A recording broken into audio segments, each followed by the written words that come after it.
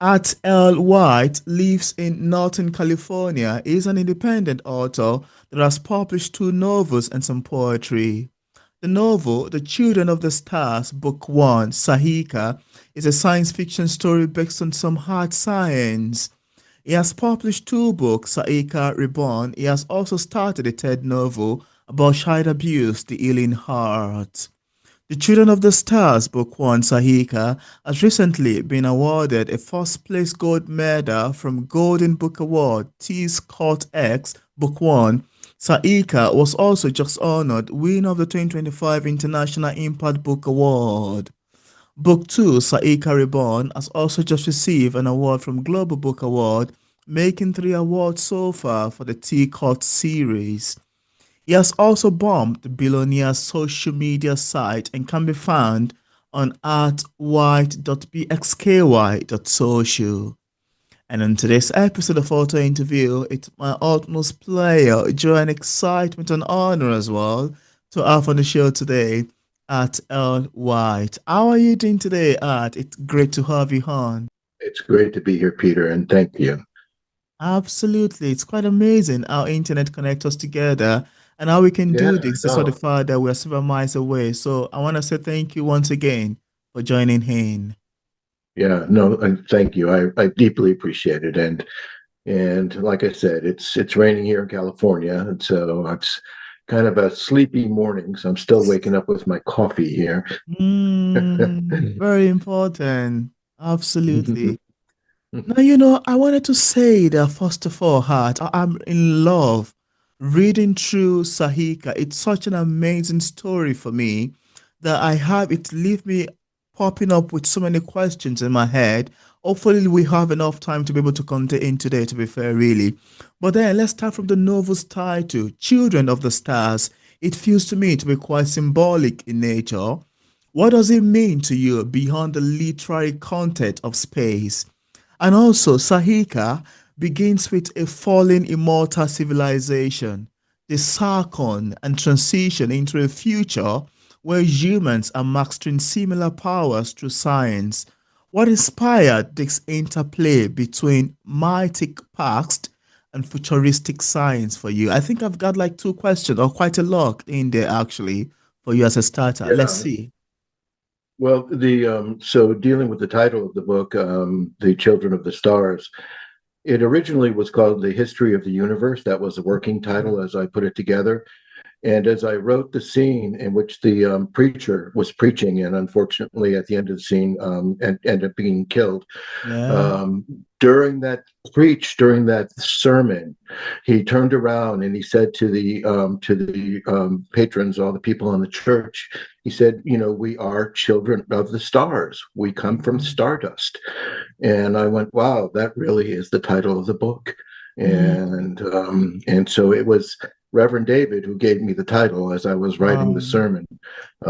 So, and because I'm very obviously it's got a lot of science in the novel, and I'm rather left-brained, and I also thought, well, that's very true. I mean, we are essentially stardust. We are made of stardust, Mm, and we are one of those rare species that where we, by being from the planet, are actually the planet risen to self-awareness. yeah. And so all of that came into play when I decided on the Children of the Stars, was how Mm, we are here, why we are here, what brought us here, and where do we go from here. So, absolutely. And to be fair, those and, are really interesting questions that you raised in the book. yeah, and I mean, at one point during the book, you mentioned the Mighty advanced past. civilization, Yeah. Sejong, and that the Talus, the friendly, the good immortal alien, at one point tells Eric, "I was once like you," meaning Mm, that our civilization is was infant, you mm, know, by comparison, but we were like you at one point, and mm, then we advanced through science, and our science is very superior, mm. um, and um, and someday we will be like that, possibly. It's a Yeah, speculation, but it makes sense. Yeah. absolutely. I love your take on that. Really impressive. And I wanted to ask you because the novel blends art science with philosophy and it blended so seamlessly. And I mean so seamlessly. How much Well, thank you. research did you undertake in fields like quantum computing, artificial intelligence, and biotechnology to create such a believable future world? What was the research and writing process like for you in that regards? It was it was a lot, as I mentioned earlier. It Mm. took me about 8 years to write the Wow.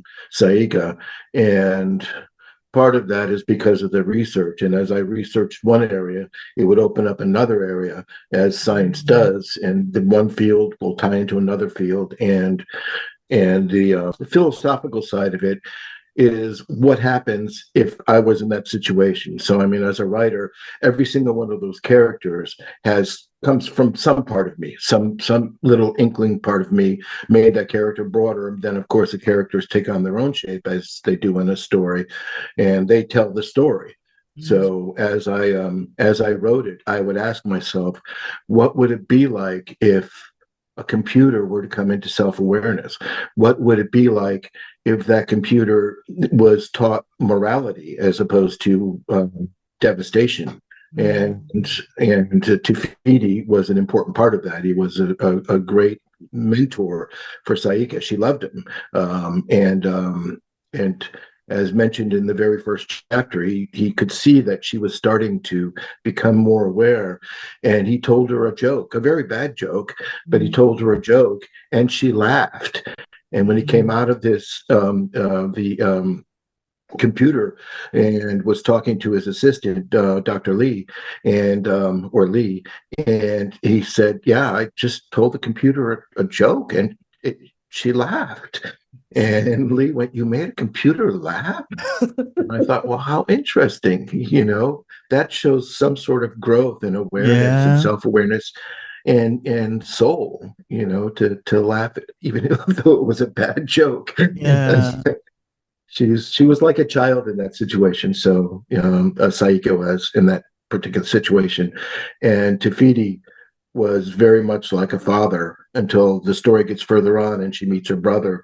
And then her brother says, well, you can be more attractive. You can be, Mm. you can be different than what you are. And she thought about that.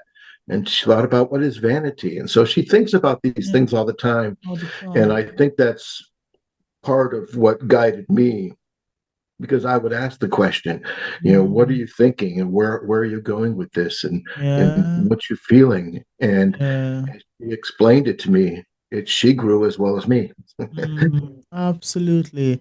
That is so true. I love your take on that. And I particularly love Sahika. A characterization to me feels so interesting and so awesome that I can go on and on and on discussing her the entire day. Quite interestingly. Thank you for your Well, answer to thank that. you. Quite interesting. I love the sound of it. And I wanted to go ahead to ask you because the detail in Sanctuary, the orbital station, feels to me to be so vivid and functional. It could even exist today, if you ask me. Now, did you base its design or operations on real aerospace concept, or say, for instance, NASA research? And during my research, I did a lot of research on spacecraft going to the moon, Mm, ISS, which is ultimately is where the ISS eventually became Saika, or yeah. Sanctuary, the giant space station. And as I did that research, I thought, well, what would it be like to have something that large in space where it's more vulnerable? What would it be like in terms of what it was made to protect the humans that are aboard that? And Mm, so actually, I got a lot of that information from looking at battleships in the present day world. Some of them, well, the biggest, the USS Gerald Ford, is mm, over 3 footballs long, football field, American football fields long. I mean, it's huge. It's a huge ship. very And I thought, huge. wow, we've come a long way considering, only 100 years ago, ships Mm, were not that big, and were infant by comparison. So all the thought that went into that was how to run the infrastructure and what have you. And then I thought about, well, if you're in space, they're already trying to protect people in space capsules and at the ISS. yeah. Um, but if you're going to make a ship that big, it needs to have extra protection. So I created the 12-meter wall and put all the infrastructure in the wall. And then just basically, as I started writing it and started diving into this, what it would need to take care of humans and all the human experiences, including human waste and food and what have you. Mm, I just kind of planned it out based on that and looking at battleships, weirdly enough. absolutely. That is a beautiful answer to that. I love the sound of it, and it is so true, so evident even in the storytelling techniques. Thank you for sharing. Yeah, thank Absolutely. you. And you went further to explore how faith and ideology destroyed the Sakun civilization, a threat that really feels eerily relevant. Do you see Sahika as a warning about humanity's own trajectories? I really love these questions even while I was setting it up. I don't know if it's a warning or if it's a moment in the history of humanity. When I wrote the story, it was my desire to not create a dystopian sci-fi novel. I mean, I tried to create something a little bit more utopic. I messed it all up, and in the second book, put it all back together again. Yeah. But it was because the protagonists were slowly figuring out and how to make things work. And I think what I was trying to do with Saika was actually mirror some of the stuff that's going on today, where Mm, we, especially here in the United States, where we seemingly are okay with things falling away and falling apart, mm, until then we're not. But in the meantime, there are people who do see things falling apart and they're trying to warn us and let us know. And I think in a way I was really trying to say that unfortunately we're doomed to repeat a lot of our mistakes. I mean, we can look at today in the United States, for example, our fearless leader has taken us back to the 1920s, mm, and so it's like, well, every 100 years, do we have to repeat this kind of you know stupidity? But apparently, we do. mm, And I was thinking when I was writing Saika that is somehow the human experience.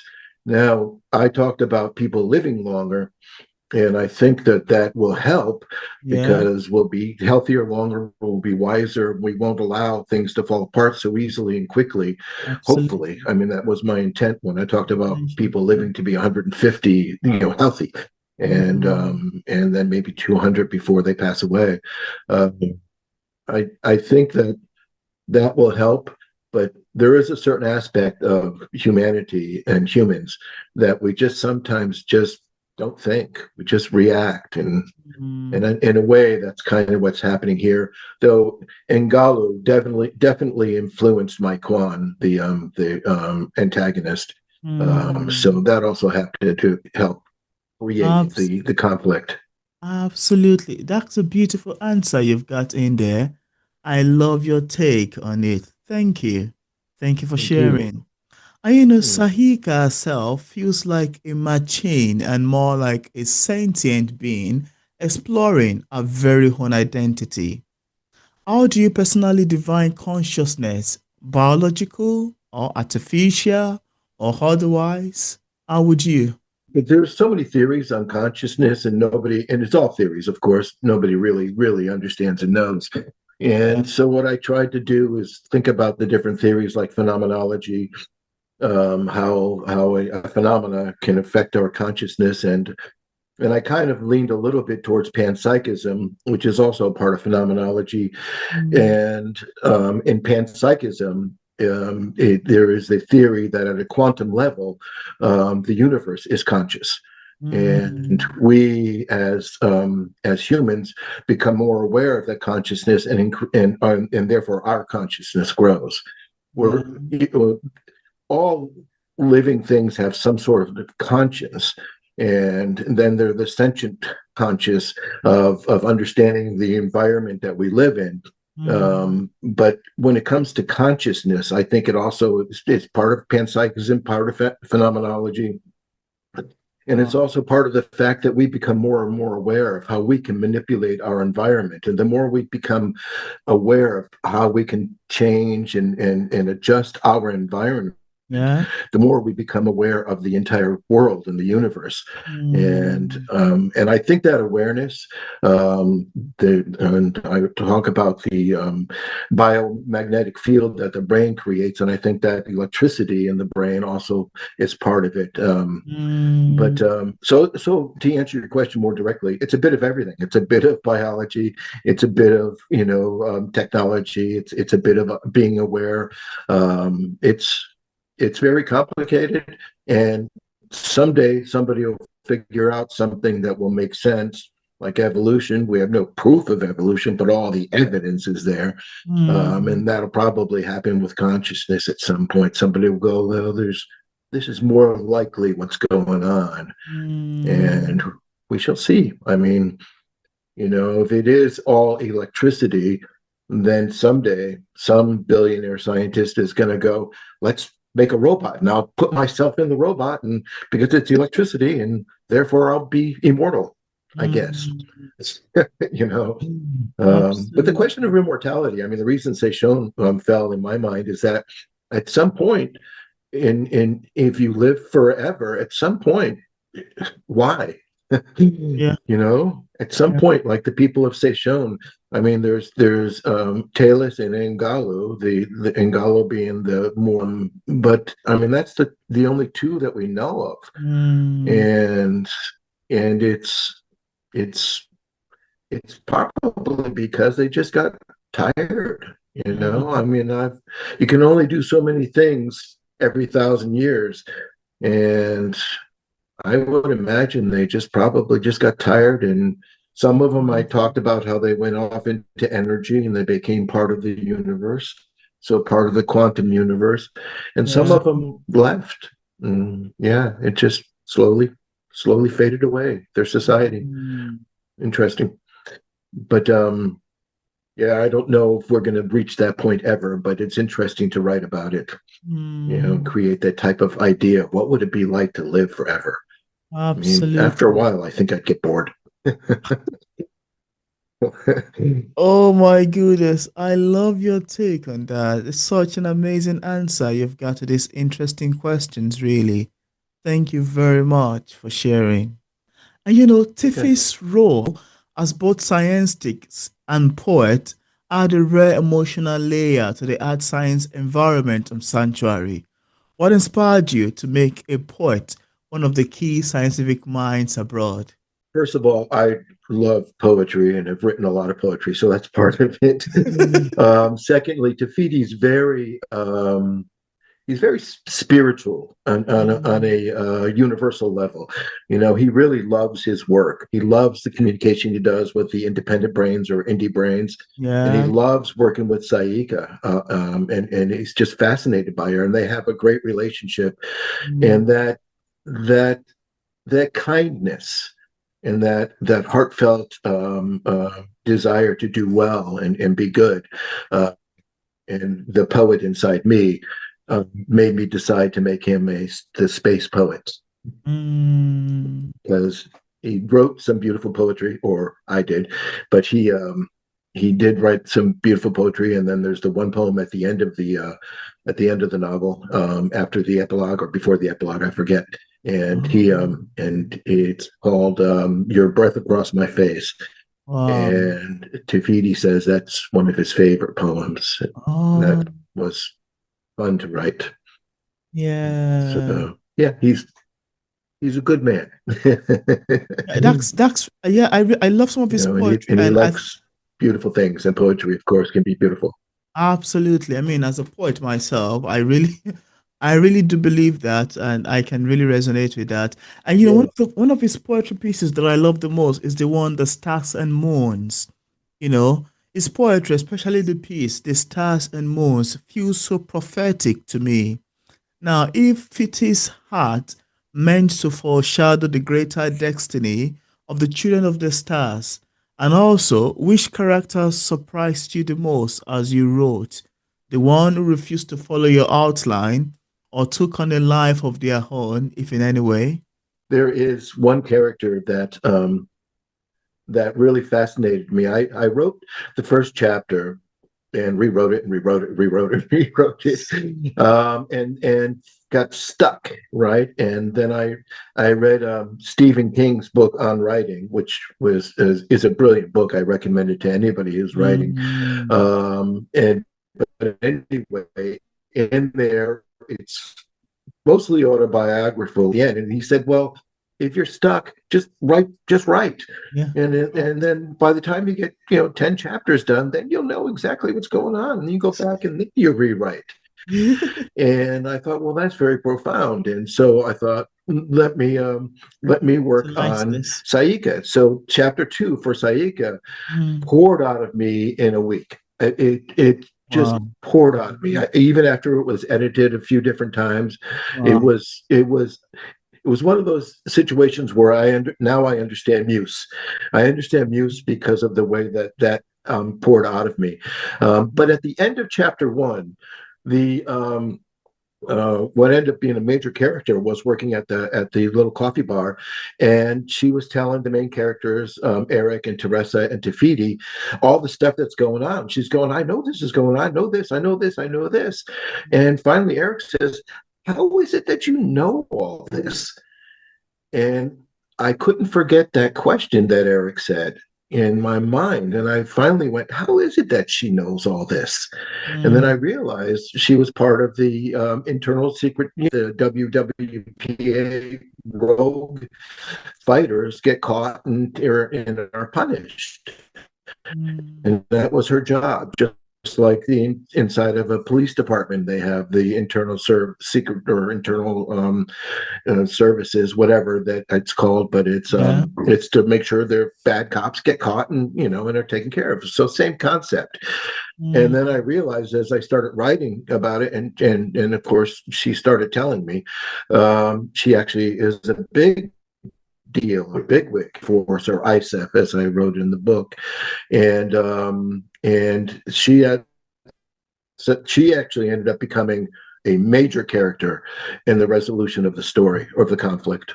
So that was a surprise that came out of nowhere because I simply asked myself, how is it that she knows so much? And then it exploded. So mm. that was the big surprise character. Absolutely. That's a great one, to be fair.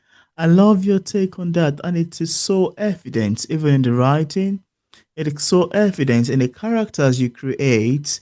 I find them to be quite amazing and so great. So thank you very much. More reason why I feel it's quite blessed to be able to sit down and have this conversation around your books. Thank you very much for Thank answering you. these questions to me. Likewise. And I'd like you to raise the Likewise. book once again to the camera just so we can see what it looks like. Oh, yeah, there's the children of the stars. Interesting, really. Yeah. Mm, quite amazing. That's a Yeah. good The cover Children of as well. Stars and book one, the Saika. Fantastic. It's open domain from Canva, actually, this cover. I have a Mm, friend who's an artist, and she did the second cover of the second book, wow. which is actually she's very well known. She does asemic printing and has printed allowed me to take one of her paintings and do the second Mm, novel. And if you don't mind, I'm going to show it to you. And this is Saiqa Reborn, which recently won the award, the and what? that was just published this year. So, Wow. but yeah, it's been a great experience. It really has. And I ended up in the in the second book, I ended up in the epilogue creating a situation that happens about 100 years in the future. So it allows me to go back Mm, to this universe. And so that's allows me to do that because as you mentioned earlier, I segued into a different genre for my third novel. mm, So that's great. That's amazing to know, really. I love your take on this. Quite amazing. Thank you very much for sharing. thank you, sir. Thank Absolutely. you so much. Absolutely. And there's this one other question I'd like to ask you. There is a strong Yes, sir. parallel between Sarkon's fall and humanity's growing dependence on technology. Was this cyclical theme deliberate for you? suggesting that evolution and self-destruction are two sides of the same coins. And also, the ethical question around immortality, artificial intelligence, AI, and genetic enhancement are certain to the story. What moral question did you personally grapple with while writing Sahika? In response to the second question, the moral issues for me, I think I probably, excuse me, expressed in Saiqa's evolution through book one, Mm, where she had to take certain classes, and Tafiti and her work together on what it means to be moral, what it means to be kind, and understanding and open to other beings, and beside yourself. And um, and I think in that question, to answer your question more directly to me, I whenever I wrote something about morals, it was in my mind that to write it in a way that it is morally correct or morally right, mm, like for Saiqa, where she is being taught and she understands the idea of kindness. mm, And it's expressed more in the second novel as the conflict grows into a final resolution. yeah, Um, but everyone in that story, except for the antagonist, was mm, battling with what's the right thing to do, even good. when fighting the so-called enemy. Mm, Sometimes you don't know if it is the enemy. See, you're fighting the rogue absolutely. WWPA, Worldwide Protection Agency, but you don't know Mm, which one is really the enemy and which one could be a friend you could have a absolutely. beer with. Yeah. And so the protagonists and throughout the story try to maintain an understanding of what their responsibility is in regards to Mm, not only fighting an opponent, but helping an opponent or helping somebody who needs help. mm, Um, and that came a lot of that happened in the Nitzitapi, the Piegan, the Indian nation, and Johnny and his father John, who end up being a major protagonist in the story as well.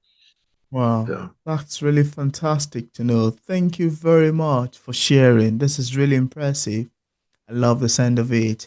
And finally, what do you hope readers take away from Saika about humanity, about technology, and the vast unknown future, the very vast unknown future we are racing towards? What do you hope readers take away? I would like people, if they could, and everybody's going to read and take something different from a story, as people do. Absolutely.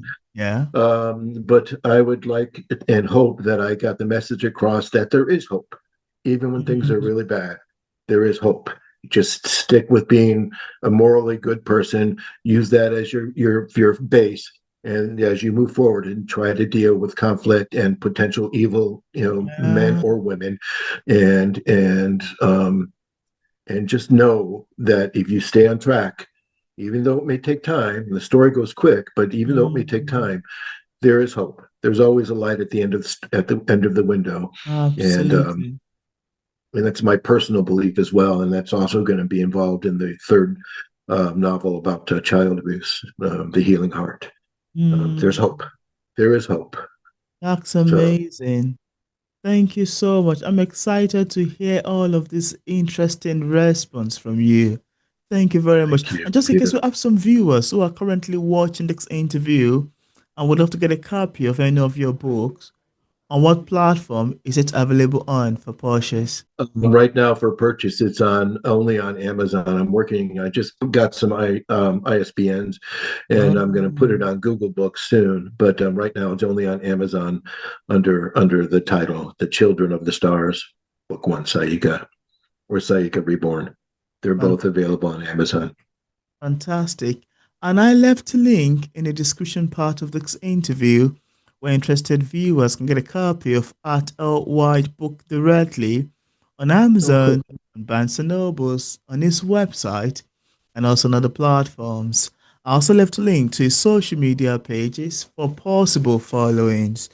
So thank you very much, Hart, for sitting down with me today to talk about Sahika. Quite an amazing story you've written, I love the stance of it. I love reading through it, and I love the fact that you can sit down with me to have this beautiful conversation around the making of Children of the Stars. Thank you very much for coming on. I'm very grateful. Grateful and thankful as well, Peter. And it's a joy to meet you. So thank you. My pleasure, really.